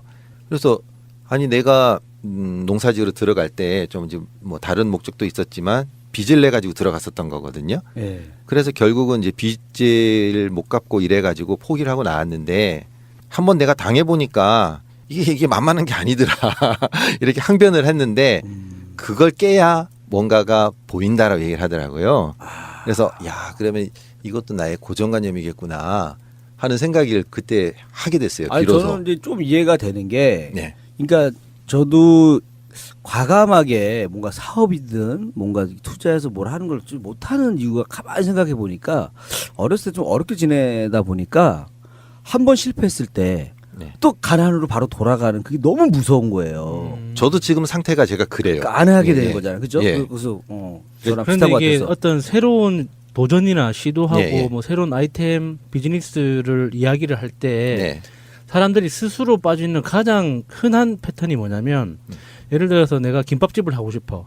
우리 동네 김밥집 있어. 이렇게 나오는 거예요. 맞아요. 예, 그것도 있어요. 그러니까 그런 논리면 이 세상에는 비즈니스라는 게 존재할 수가 없어요. 예, 맞아요. 핸드폰 회사도 전 세계에 하나만 있어야 되고 우리 각 동네에는 그 독점적인 식당 하나씩만 있어야 되는 거예요. 맞아요. 그런데 그러니까 기존에 어떤 내가 하려고 하는 아이템이 지금 시장에 있기 때문에 이 아이템은 안 된다라는 게 사람들이 가장 그 편하게 쓰는 논리인데 그거는 안 하겠다는 뜻이거든요. 맞아요. 그러니까 그거는 자기가 비즈니스를 아이디어를 낸 그 자신조차도 이렇게 확신하지 못한다는 뜻이에요. 맞아요. 하면 되는 거거든요. 예, 이게 똑같은 김밥집을 차려도 내 손님은 있어요. 그렇죠. 맞아요. 그러니까 내 분위기와 그러니까 내 스타일을 좋아하는 사람이 생긴단 말이에요. 그렇죠. 그러니까 그 사람들한테만 잘하면 되는 건데 맞아요. 이 김밥으로 내가 전국을 대표할 수 있을까? 백종원처럼 될 수 있을까? 이런 식으로 먼저 생각하니까 김밥 프랜차이즈 하나 있으니까는 안 될 거야. 이런 식으로 이제 접근하더라고요. 맞아요. 그런 사람들 많나요? 그러니까 일반적으로 어려운 분들은 그래서 더 아예 시도도 못 하고 제가 그렇죠. 이제 그래서 약간 좀 이 부유한 분들의 자녀분들을 보면은 제일 부러운 게 그거예요. 해서 뭐가 안 돼 망했어. 또 딴 거 하면 되지. 그러니까 이거 여유. 그러니까 뭔가 그런 게 시도하는 있어요. 거에 대한 그것도 여유가 있어요. 그러니까 예를 들어서 그 조커가 많은 거야. 나는 딱 하나밖에 없어. 결정적 때 한 번 써야 되고 애는 막 100장을 갖고 있어. 요것도 던지고 저것도 세보고 막 이게 그래서 이거에서부터 또 차이가 나겠구나. 예, 그거를 지적하는 선생들도 많죠. 예, 이제 실제로 금전적인 것도 그렇고 자존감 같은 경우도 자존감을 높이 세워 놓으면 맞아요. 중간에 한번 이제 흔들리든지 끊어졌을 때 설 수가 있는데 자존감이 약하면 한 방에 날아간다는 거죠. 그거 뭐라 그러죠? 도박할 때 그 코인 하나 들고 있는 것처럼 하나 녹으면 끝인데 이거 뭐 어떡하지? 막 이렇게 된다는 거예요. 그런 말도 하더라고요. 미국에서 이북으로 뭐 성공하기 뭐 이런 거를 이북이라는 단어 전자책. 예, 전자책. 그걸 또 이북하고 관계가 괜찮은 것 같아가지고 그것도 좋네요. 적절했어요. 아, 좋습니다. 적절하네요. 이제 뭐 그걸로 돈 버는 뭐 이런 강의를 하는 사람 얘기가 뭐냐면은요. 이북이 엄청 많지만 아마존에 입점을 해가지고 아마존에서 부스러기 하나만이라도 먹으면 아마존이 너무 크기 때문에 하나만 먹어도 되니까 그 틈을 한번 노려서 들어가라 뭐 이런 생각을 바꿔보라 이런 얘기를 하더라고요. 그래서 야수님 말씀 듣고도 맞아 이렇게 이해가 되는 부분입니다. 또 하나 제가 고정관념인데요. 이거 정말 제가 제일 많이 깨야 되는 부분이기도 한데 한번 말씀을 드려볼게요.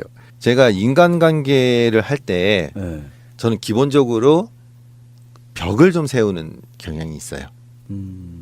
쉽게 마음을 안 열고. 예, 이게 좀 뭐라 그럴까요? 소심하기도 하고 낯을 가리기도 하는데 그것만이 아니고 일부러 약간의 담을 좀 쌓아놓는.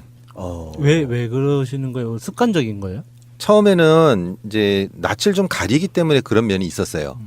근데 제가 이제 교회 일을 하면서 그때 이제 들어가면서 요즘 미투 운동이 지금 많이 나와가지고 이제 이슈가 되는 부분들이 있는데 저 자신을 지키기 위해서 일부러 그렇게 좀 다짐한 면이 있었어요. 아니 그 여자 성도님들이 이렇게 적극적이셨나요? 왜 이렇게? 그거는 아니고 일단은 제가 이제 신학 대학 다닐 때는 이제 교육 전도사라는 거 안 했어요. 교회 다니시는 분들은 무슨 말인지 아실 건데 교회에서 파트타임으로 일하는 게 있어요. 학생들이. 전도사. 예, 전도사. 근데 이게 전임으로 하는 그러니까 풀타임 전도사가 있고 파트타임이 있는데 파트타임은 주로 학생이 해요. 근데 보통은 대학생들도 시키는데 저는 이제 대학원 들어갔을 때부터 시작을 했어요. 근데 그때는 이미 이제 결혼도 하고 우리 아이도 있고 할 때인데 그때 저희 친구들하고도 뭐 이야기하면서 했던 게 뭐냐면 우리가 워낙 사람을 많이 만나는 일이고 그 교회도 한 2,500명 됐으니까 크잖아요. 이게 조심해야 될 부분이 워낙 많으니까 이 조심을 해야 되는데 특히 이 여성 문제를 조심을 해야 된다라는 이야기를 많이 했어요. 근데 그게 96년도예요. 그게 어떤 얘기까지 했냐면 제가 좀 그 중에서 좀 과격했는지 유치원생이라도 터치를 하지 마라. 습관된다. 머리 쓰다듬거나 이러지 않는다. 예. 근데 96년도에는 이 말이 굉장히 좀 앞서가는 말이었는데 요즘엔 안 그렇잖아요. 요즘에는 아이들 잘못 건드리면 또 그 문제 되거든요. 특히 외국에는 큰일 나잖아요. 외국에는 만지기만 해도 그래요? 그러니까 부모 동의 없이 만지면 어린이 그러니까 머리를 쓰다듬어 주는 거 정도 안 돼요. 엉덩이 두드리면 큰일 나요. 잡혀가요. 그러니까 그 부모의 동의 없이 이렇게 아이한테 접근하면은 바로 철컹철컹. 그 옛날에 우리 저 어렸을 때만 해도 그 동네 분들은 좀 다들 그냥 만져서 그냥 다 만져보고. 어렸을 때는 그 남자애들은 꽃 한번 만져보자. 그 남자애들은 그 고추 부분이 튀어진 그런 바지를 입고 다녔잖아요. 그런 것도 있었어요. 진짜 그런 바지. 그런 바지 있어요. 그런 게 있어요. 그 내복도 지금도 터져 있어요. 보면은 남자분들 이렇게 터져 있어요. 빼기 편하게 돼 있거든요. 예, 그런 식으로 이거를 이제 좀 맞춰 나가다 보니까 이 방법을 쓰려면은 어쨌든 간에 약간의 벽을 둬야 되겠다. 사람들하고 벽을 두고 어떻게 보면 좀 차갑게 다가서야 날 지킬 수 있겠다.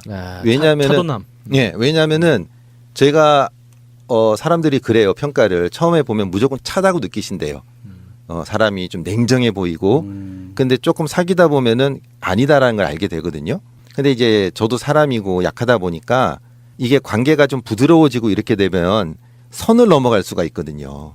그렇죠. 친해지다 보면. 친해지다 보면 선을 넘어가게 되는데 저도 교회 일하면서 그 제 후배나 뭐 친구들 보면 아슬아슬한데 싶은 때가 꽤 많아요. 그리고 제가 이제 목사가 되기 전에 우리 외삼촌께서 저한테 하신 말씀이 있어요. 이거는 그 오해 말고 들어주셔야 될 부분인데 저희 외삼촌이 치과 의사세요.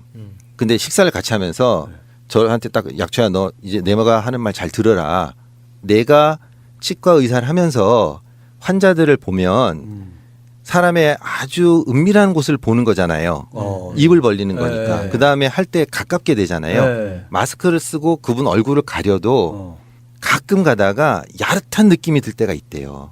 아니 그 환자를 자꾸 보니까. 환자분이 좀 많이 아니요. 파진 거 입고 와서 그런 게 아니고 그게 아니고 자꾸 대화도 하게 되고 자주 보게 되고 가깝게 되고 다 그런 건 아닌데 어쩌다가 하는 순간이 오더라는 거예요. 본인이.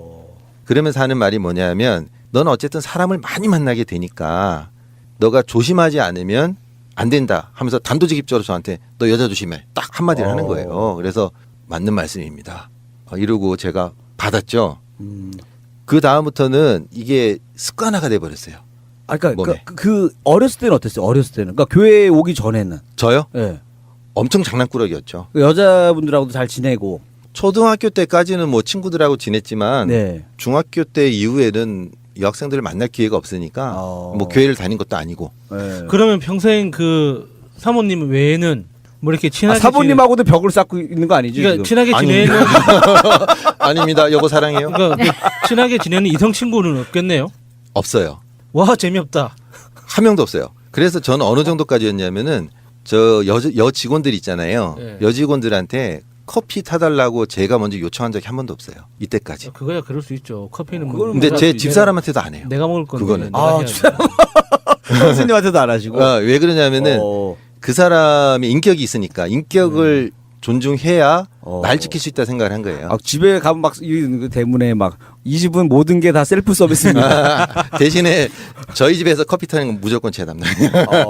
제가 타야 더 맛있고.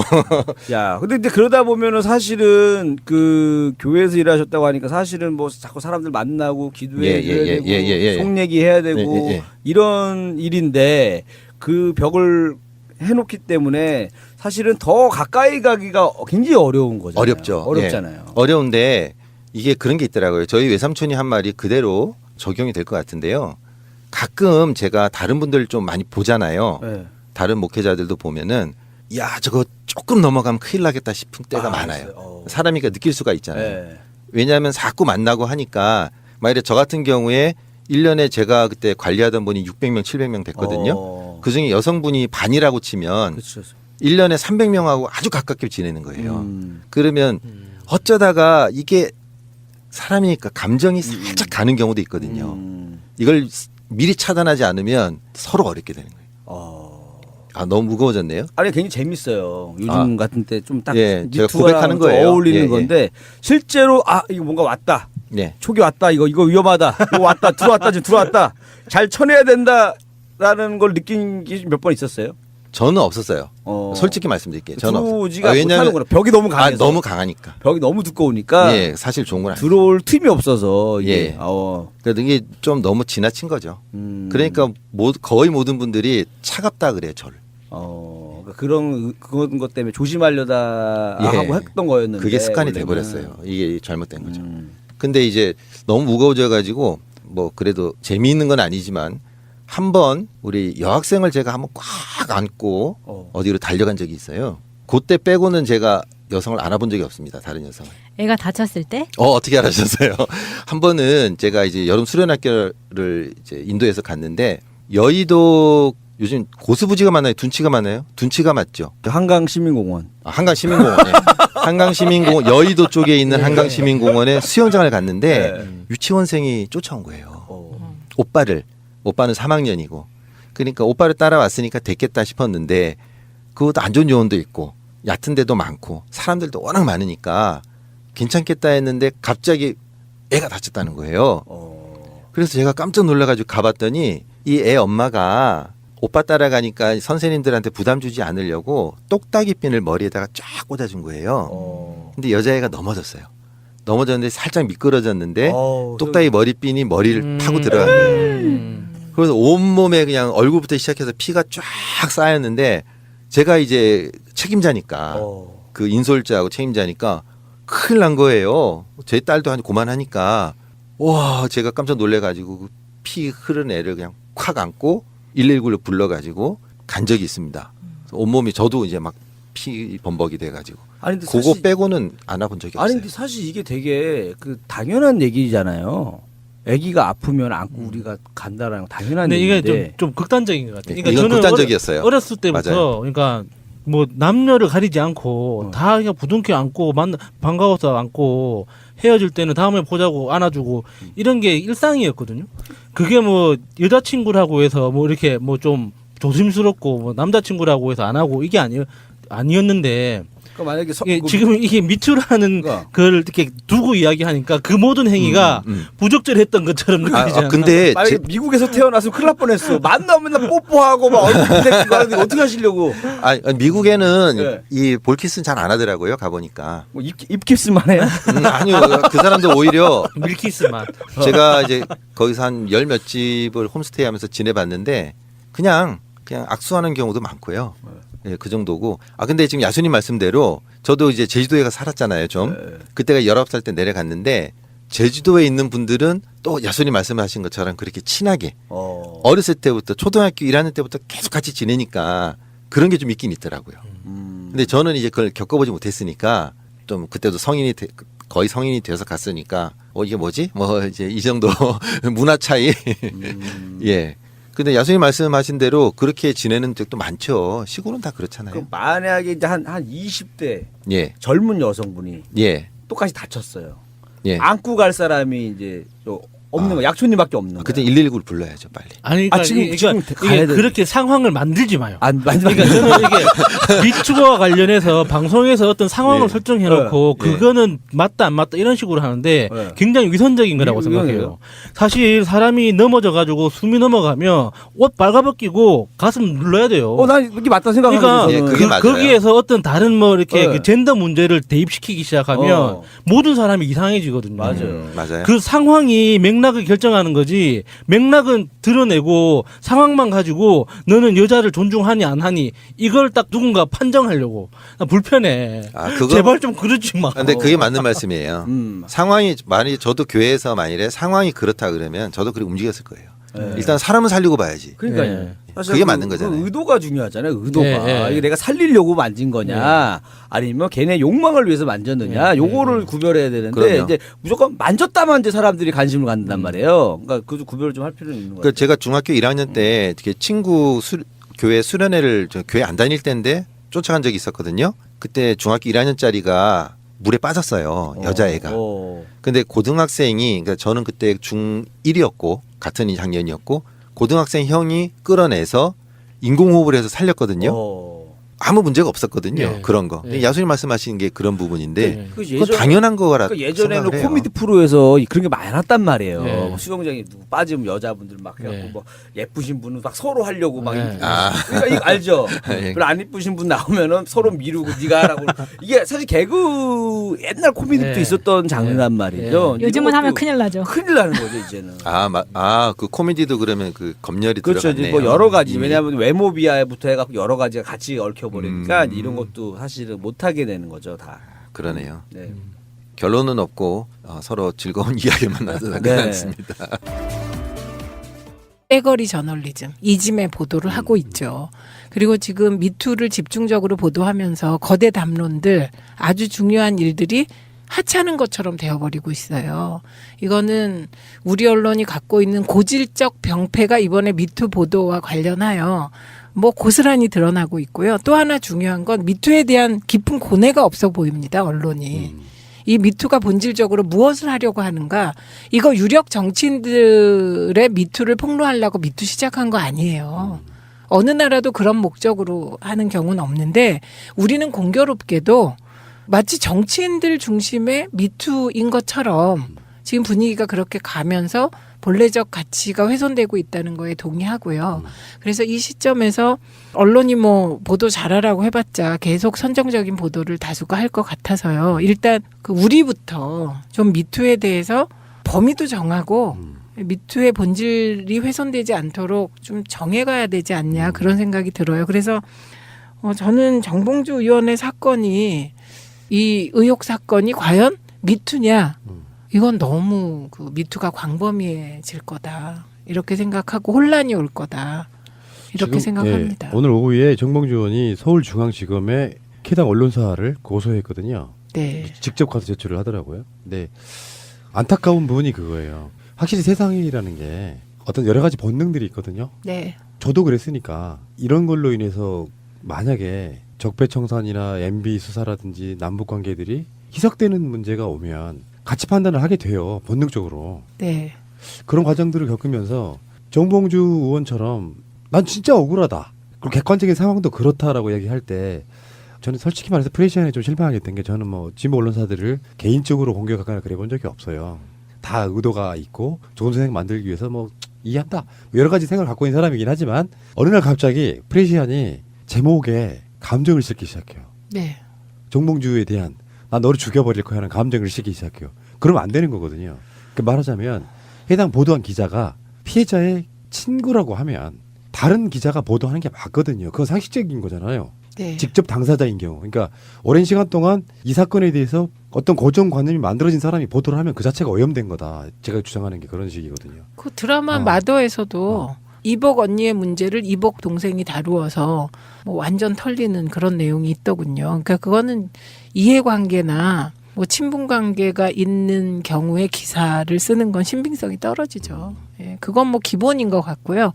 그 무엇보다 프레시안이 이번에 조금 급한 느낌? 왜냐하면 소위 성추행 미수 사건이거든요. 이거는 성추행 미수 사건이 터진 장소가 자꾸 바뀌었어요. 처음엔 호텔 룸이라 그랬다가 뭐 카페라 그랬다가 뭐 이렇게 바뀌었거든요. 그러다가 최종적으로 호텔에 있는 레스토랑의 룸이었다 이렇게 장소가 바뀌었어요. 그런데 이 장소가 바뀐 것이 우리는 프레시안 보도를 보고 아는 거잖아요. 그럼 프레시안이 잘못한 건지 당사자가 장소를 헷갈린 건지 그게 중요해요. 왜냐하면 만약에 당사자가 헷갈린 거라면 저는 이번 그 성추행 미수 사건 폭로는 신뢰도가 확 떨어진다고 봅니다. 왜냐하면 성추행을 당하잖아요. 그게 어떤 것이든 수치심을 느끼면 시간은 모호할 수 있는데 장소는 또렷하게 기억나요. 아주 그러니까 내가 수치심을 느꼈다면 그게 모든 여성이 그럴 것 같거든요. 그래서 그 부분 꼭 알아야 할 어제의 뉴스. 국민헌법자문특위의 개정헌법 자문안을 보고받은 문 대통령은 작심한 듯 왜 지금 개헌을 해야 하느냐는 문제에 답했습니다. 자문안의 핵심은 대통령 4년 연임제. 이 안대로 헌법이 개정된다면 대통령 선거와 지방선거 시기를 일치시킬 수 있다는 겁니다. 현행대로라면 차기 대통령 선거는 2022년 3월에 시행됩니다. 또 지방선거가 올해 6월 예정된 만큼 그 다음 지방선거는 2022년 6월에 치러집니다. 따라서 이번 지방선거에서 당선될 단체장들의 임기를 3개월만 단축할 경우 대선과 지방선거를 2022년 3월 동시에 치를 수 있다는 결론에 이릅니다. 그렇게 되면 총선은 2020년과 2024년 예정된 만큼 이후엔 2년 간격으로 총선과 대선, 지방선거를 치를 수 있게 됩니다. 대통령과 지방정부가 함께 출범하고 총선이 중간평가 역할을 하는 선거체제, 정치체제가 마련될 수 있다고 설명했습니다. 문 대통령은 현행대로라면 대통령 임기 중에 보통 3차례 전국선거를 치르게 돼 국력 낭비가 심각하다고 지적했습니다. 또 지금 개헌을 해야 자문안이 강조한 선거 비례성 강화의 원칙, 대선 결선 투표제 도입 등도 적용할 수 있다며 개헌의 당위성을 거듭 역설했습니다. 문 대통령은 그러면서 4년 연임으로 개헌한다 해도 자신은 연임이 불가한 만큼 개헌을 통해 얻을 정치적 이득이 없다고 강조했습니다. 실제 세월호 크기의 약 42분의 1인 모형입니다. 선박해양 플랜트 연구소는 세월호 참사 직후인 4년 전 이 모형을 이용해 항주 실험을 수행했습니다. 배의 상태에 따라 세월호가 어떻게 기울고 어떤 항적을 그리며 침몰하는지를 규명하는 실험이었습니다. 이 연구소의 실험 결과를 당시 검찰이 은폐했다는 SBS 보도에 따라 선체조사위원회는 실험한 자료를 확보하고 숨긴 이유를 규명하기 위해 현장 조사를 벌였습니다. 연구소 측은 세월호 상태에 대한 데이터 값이 변경돼 공개하지 않은 것이라고 해명한 것으로 알려졌습니다. 뭐 데이터 값의 변화라는 게 오차 범위 안에 있는 건지 또 오차 범위를 벗어난 건지 이런 부분들은 좀 더 분석을 해봐야 되는데 현재로서는 오차범위 내에 있지 않을까 이렇게 추측을 하고 있고요. 선조위는 최근 네덜란드 연구소에서 진행한 비슷한 실험에서도 다양한 조건으로 실험했지만 세월호처럼 급회전한 항적이 나타나지 않은 점에 주목하고 있습니다. 선체조사위원회는 확보된 자료를 바탕으로 세월호 침몰 원인에 대해 새롭게 조사해야 한다는 입장을 밝혔습니다. 아베 총리의 대국민 사과 기자회견 2시간 뒤 총리 관저 앞에 수백 명이 모였습니다. 비리 의혹을 덮기 위해 정부기관이 공문서를 조작한 건 있을 수 없는 일이라며 총리 사퇴를 요구했습니다.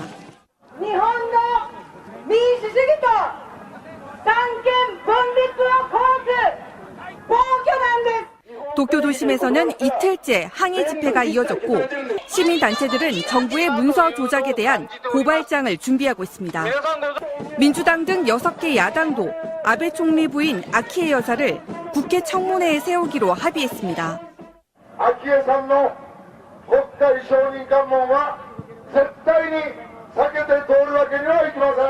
내각 총사퇴 요구도 거세지는 가운데 정부 문서분이 신경이 쓰이고요. 왜 그랬을까? 예, 이렇게. 아니면 이제 여성은 안 헷갈렸는데 만약에 프레시안이 호텔 룸이라고 썼다면 그거는 선정성을 의심해 볼 수밖에 없죠. 이게 호텔에 있는 레스토랑의 방하고 호텔의 룸은 하늘과 땅이에요. 당연하죠. 예, 그래서 왜 그런 중요한 성추행이나 성폭행에 있어서 장소는 되게 중요해요. 예, 그런 것을 오보를 내고 바꿨을까? 이거는 프레시안이 답해야 한다고 생각합니다. 그 뭐 어떤 분들은 이제 워낙에 그런 공작들을 많이 당해온 세월이 있어서 이것도 정치 공작이 가능성이 있다고 이야기하시는 분들 그거는 뭐 감정적으로 그렇게 느낄 수 있는데 저는 그렇게까지는 보진 않아요. 아직까지는. 그러니까 간단히 말하면 이게 대표적인 특정 욕심 황색 저널리즘의 입장에서 보면 유명한 정치인 서울시장 선거 출마 1시간 전 이 열개들이 결국은 의도성이 있다고 보는 거잖아요. 그 의도가 정치 공작인지는 밝힐 수도 없고 그거 뭐 특정 지을 수도 없어요. 그러나 그것이 굉장히 선정적인 접근이고 찰나적 특종 비슷하게 맞아요. 그 얘기 하는 거예요. 예, 요런 거는 이 비난은 피할 수가 없죠. 충분히 그 전에도 이야기할 것도 있었고 최소한 카톡으로 보면은 당신 성추행한 거 맞지? 인정하니? 뭔 개소리야? 보도할게. 이 느낌이거든요. 압축을 하면 그런 거지. 최소한 상대방이 그걸 기억할 수 있는 시간을 줘야 돼요. 근데 바로 직전에 그거를 통보하고 뭔 개소리야? 알았어 보도한다? 이렇게 해서 출마 1시간 전에 터뜨리는 방식은 일상적으로 언론의 자세가 아니라는 거예요. 그러니까 정봉주 의원이 분노한 것도 그 지점이거든요. 그 정권에 충분히 시간이 있었는데 완전히 처치려고 하는 의도밖에 안 보인다. 서울시장 출마 직전이야 가장 그 폭발성이 커지기 때문에 오히려 그걸 택했다고 생각하면 이거를 서울시장 출마에 이용해 먹겠다는 기본적인 의도가 있었다고 보는 거죠. 그거를 좀 다르게 표현해 보면 피해 당사자가 얘기를 했어요. 나를 성추행하려고 했던 사람이 그러니까. 서울시장에 출마한다고 해서 말이 안 된다 말하자면 그래서 폭로하게 됐다. 이렇게 얘기를 그러니까 언론은 했거든요. 그렇게 하면 안 된다는 거예요. 언론은. 그렇죠. 네, 언론은 네. 최대한 친구 사이인 걸 배제하고 누군가를 다 배제한 상태에서 객관적으로 이야기를 해야 되는 거예요. 기억은 왜곡됩니다. 그러니까 피해 당사자의 장소에 대한 기억은 왜곡이 안 될 수 있지만 사실은 그 감정도 왜곡돼요. 그러니까 이 미투 운동의 시작 중에 하나가 뭐였냐면은 피해 당사자는 뚜렷하게 기억한다는 논리하에 인정해준 부분이었거든요. 그게 맞는데 제가 이제 이게 미투냐 아니냐 이게 따져봐야 된다. 정치인이 성추문이 생기면 무조건 미투냐. 이거는 요새 분위기상 그거 다 미투다. 그래야 비켜가겠죠. 근데 꼭 그것만이 또 바른 태도는 아닌 것 같아요. 그러니까 조기숙 교수가 지금 뭐 동의도 받고 비난도 받고 있던데 익명 뒤에 숨어서 특정 목적이 있어 보이게 이례적인 성추행을 갖고 특정 정치인을 공격하는 게 미투냐 이런 문제 제기를 하고 나섰어요. 그거 뭐 찬반이 있을 수 있지만 저는 그 문제 제기는 할 만한 사안이라고 생각을 하는 쪽인 거죠. 그래서 제가 왜 장소는 기억이 난다 이렇게 생각을 하냐면요.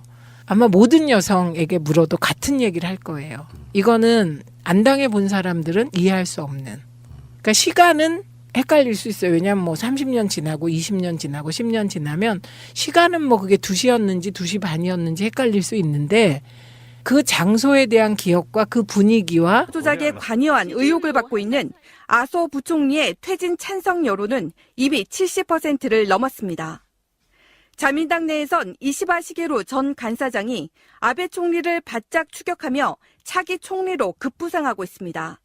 오는 9월 자민당 총재 선거에서 세 번째 연임을 노렸던 아베 총리. 검찰 조사 위기에까지 몰리면서 장기 집권의 꿈도 불투명해졌다고 일본 언론들은 전하고 있습니다. 방송 중간에 좋아요를 눌러주시면 새날팀들에게 큰 힘이 됩니다. 미리 감사합니다. 트위터가 진짜 언론입니다.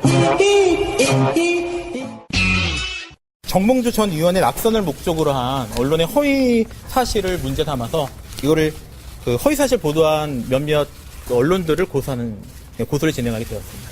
혹시 고소 대상자는 몇 명이세요? 지금 특정한 건 이제 프레시안 하고요.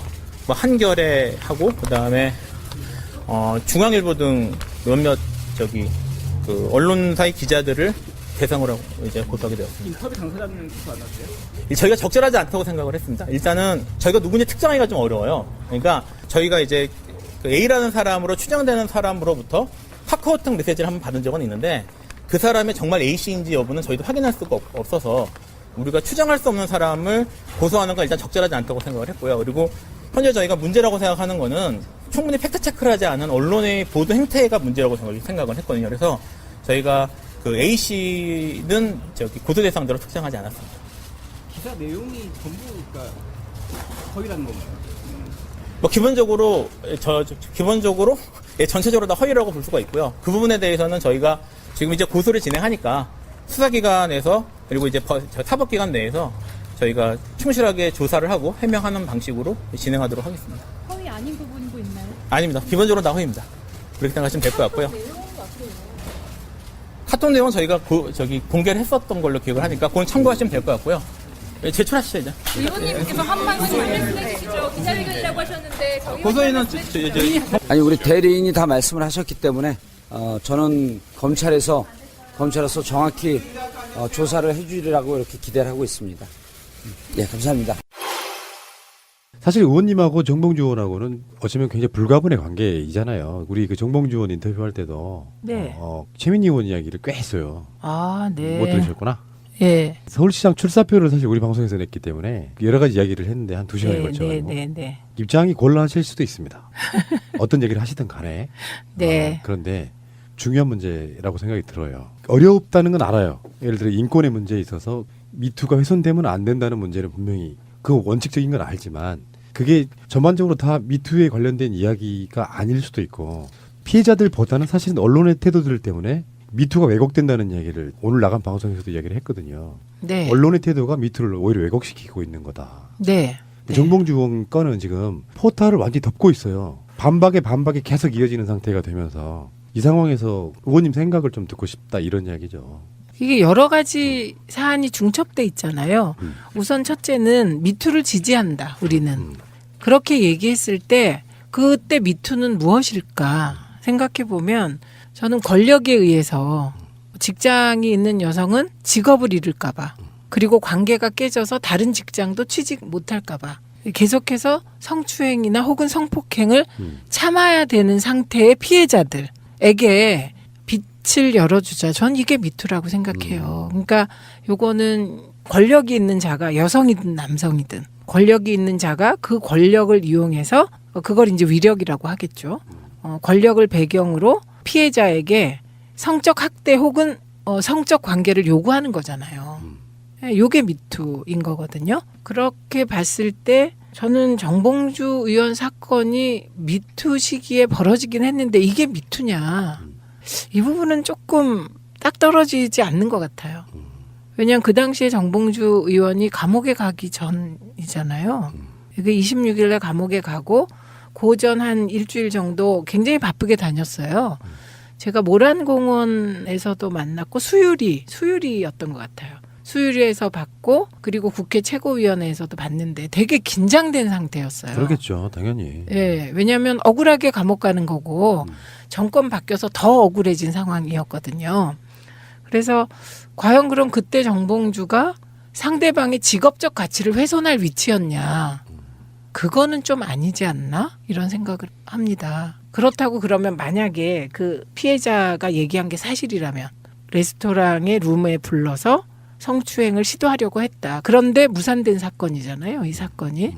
제가 사실인지 아닌지를 판단을 못 하겠어요. 지금 너무 공방이 지속되고 있기 때문에 사실이라면 그거 적절하지 않죠. 도덕적 비난 혹은 뭐 정치적 책임을 져야 하는 거죠. 그런데 지금 사실관계를 다투고 있잖아요. 그렇기 때문에 제3자가 뭐라고 하기가 굉장히 어려운데 여기는 또 맹점이 있어요.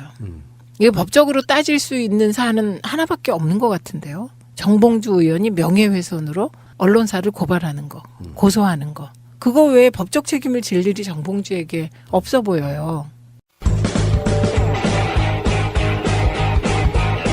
제도로서의 민주주의가 흔들리고 구타는 일은 이제 없습니다. 민주주의가 밥이고 밥이 민주주의가 되어야 합니다.